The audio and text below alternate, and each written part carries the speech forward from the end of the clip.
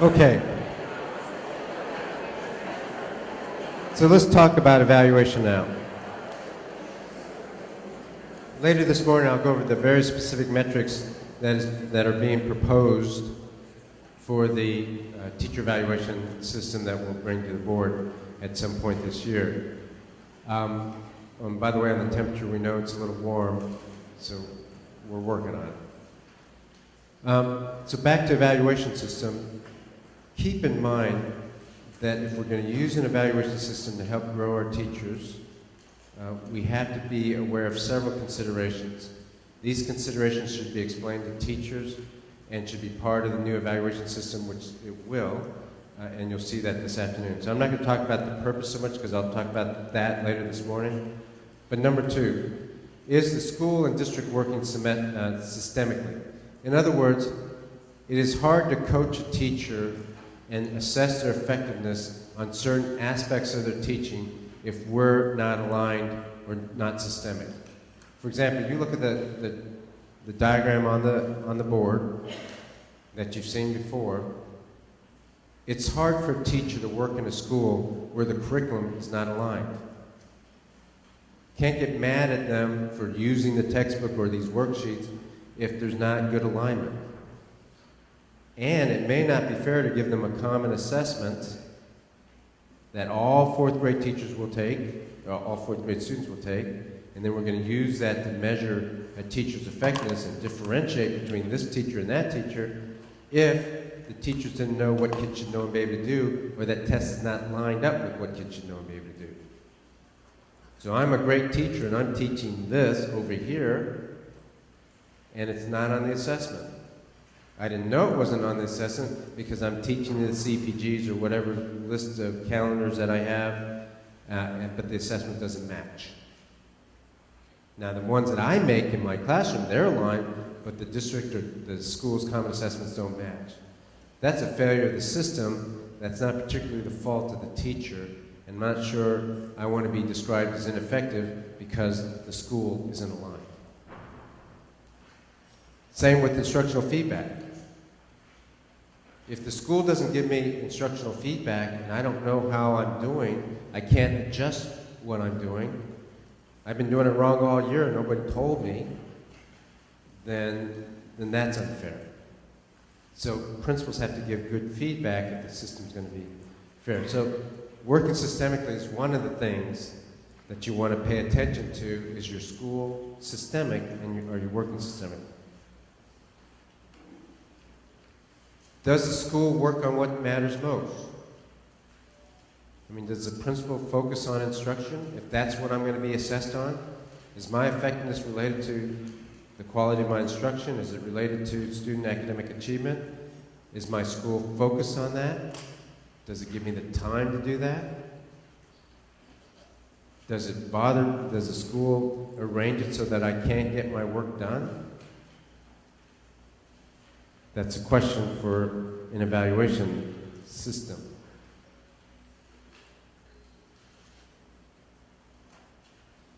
Does the principal and the people who are evaluating me know what good instruction looks like? They're going to evaluate me on instruction, so do they know what good instruction looks like? By the way, that was a complaint of many teachers this year. That, we get these emails sometimes and we get the grievances, and many of them are, don't mind the rigor, Mr. Miles, don't mind all that, but I do mind when my administrator doesn't know good instruction. Now that's not the majority of schools, but it happened enough that we need to pay attention to that. Number 5, how is accountability defined? In other words, who's responsible and accountable for the scores in that classroom? If you tell a teacher, this is what you need to do every day, this is the lessons you need to follow, this is the page you need to be on, etc., who's responsible for the scores at the end? The teacher or you? I think I might have told this story last year, but maybe it means more now. I had my principal was in the same boat, was struggling in the school, And my central office team wanted to dictate to the principal how many minutes recess should be, how many minutes the literacy class should be, which teachers to hire, what program to use. And they were going crazy. They were going overboard because the school was struggling. And the principal didn't seem to know what he or she was doing. And my comment to the staff is, if that principal is there, our job is to support that principal. If we don't think they can run the school, our job is to remove that principal. But we're going to support first, and then we'll remove if we have to. But support isn't dictating everything that school has to do, because in the end of the day, in the end of the year, if the scores go down, then whose fault is that? You told them what to use as far as resources, you told them how many minutes, you told them who to hire, you told them everything. Then I think I have to fire the person at central office. The same thing goes with the principalship with the teacher. That doesn't mean don't give guidance, don't give parameters, don't get me wrong. We have a curriculum, we have standards, we have objectives. But if you write all the lesson objectives and all the DOLs for that person, you give them a script every day, in the end of the year, who are you evaluating, you or the teacher? So you have to at least come to some agreement about how accountability is defined. The best motto is give clear guidance and parameters and let the teacher be the teacher. Teachers hate it when they don't get to teach, if they're just following a script. This is a question for any evaluation system. And I can tell you across the country, there's not enough attention paid to it. What is the capacity of the evaluators? It is totally unfair to teachers if the capacity of the evaluators is low. Or maybe they don't know what the key metrics are. Maybe they're not instructional leaders. One of the good things I think we've done in Dallas is we've started with instructional leadership. We've been talking, hopefully what I'm saying is actually redundant. I'm okay if it's repetitive and you already know everything. Because we need this group and central office to be instructional leaders so that when we get to evaluating teachers rigorously, it's fair to them. We should be able to answer this, that the capacity of the evaluators is strong. And I think after this year, we're going to be able to say that.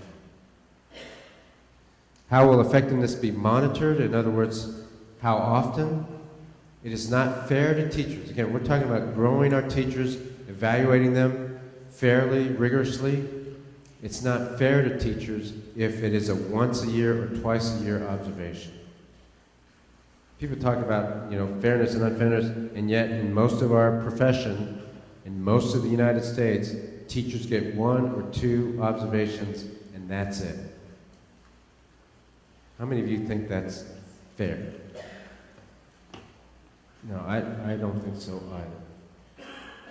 Okay, and then last, we'll talk about this later this morning. The question is, which measurements?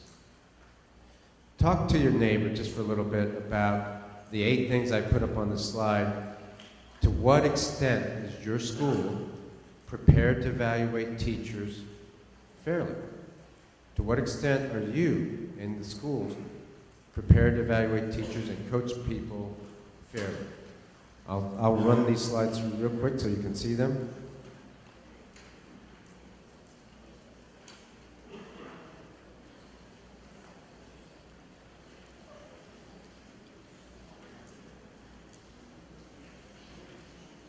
So talk to your neighbor. To what extent is your school prepared to evaluate fairly?